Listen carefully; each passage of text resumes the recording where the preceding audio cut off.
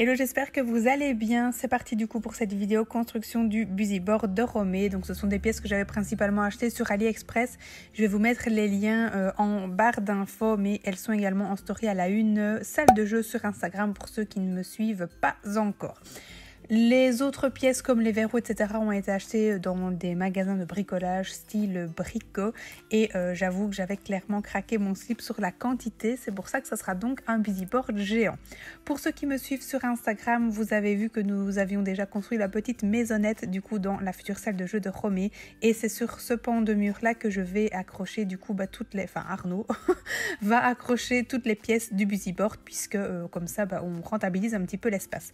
J'en profite bien sûr pour faire une petite story et un petit reel sur Instagram que vous pouvez évidemment retrouver toujours à l'heure actuelle. Du coup c'est parti, tout simplement on accroche chaque pièce sur le mur. Les pièces je les ai un petit peu éparpillées pour avoir de la couleur un peu partout, pour avoir une bonne répartition également dans les différentes pièces puisque j'avais notamment plusieurs sabliers, plusieurs horloges etc. Et j'ai essayé de mettre les choses les plus simples à utiliser dans un premier temps dans le bas du mur, tout simplement parce que Romée aura d'abord accès à ceux-ci et puis une fois qu'elle tiendra debout elle aura accès à ceux qui sont un peu plus hauts et qui sont parfois plus complexes comme par exemple les labyrinthes, etc.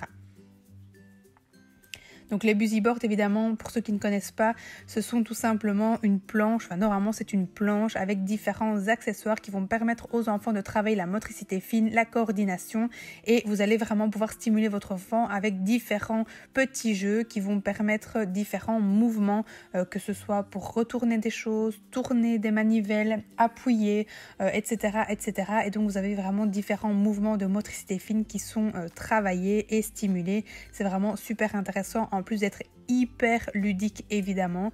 Et donc voilà quelques exemples ici que j'ai pu mettre, des petites horloges, des petits robinets, les tuyaux avec les balles qui roulent, tous des petits sabliers, des petits labyrinthes, toutes des petites choses à tourner qui font du bruit mais également qui ont un visuel attrayant avec des petites choses qui bougent etc. lorsque l'enfant du coup réalise une action. Vous avez tout ce qui est verrou classique comme je vous avais dit, avec les petites chaînettes, les petits verrous de base etc. Ici j'avais trouvé un chouette petit escargot assez sympa avec les petites boules aimantées si vous connaissez le principe. Moi j'en ai déjà pas mal au bureau donc c'est vrai que j'étais déjà inspirée de base. Les choses comme les lacets par exemple bien sûr viendront plus tard mais au moins on aura un côté évolutif également dans l'utilisation du Busyboard.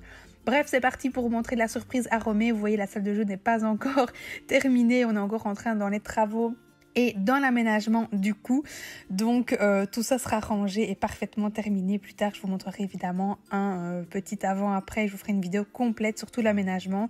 Bon, essai numéro 1 échoué, Romée est plus attirée toujours par sa petite maison, du coup on a été obligé de la mener, mais de nouveau échec, essai numéro 2 échoué puisque elle préférait l'arrosoir et puis après ça y est, elle a compris qu'il y avait plein de petites choses à chipoter. Bon forcément elle est encore très maladroite, il y a encore beaucoup de choses qu'elle ne sait pas faire mais c'est ça qui est vraiment très chouette aussi puisque je peux lui montrer, lui apprendre, elle regarde, elle imite, elle essaye petit à petit et puis la curiosité de toute façon est toujours plus forte que le reste donc elle commence vraiment un petit peu à regarder, à tester, à essayer et j'ai vraiment hâte en tout cas de la voir évoluer également de ce côté-ci. Je pense que clairement elle en a pour des heures à s'amuser. Bref, j'espère que cette vidéo vous aura plu et je vous dis à très vite pour une nouvelle vidéo.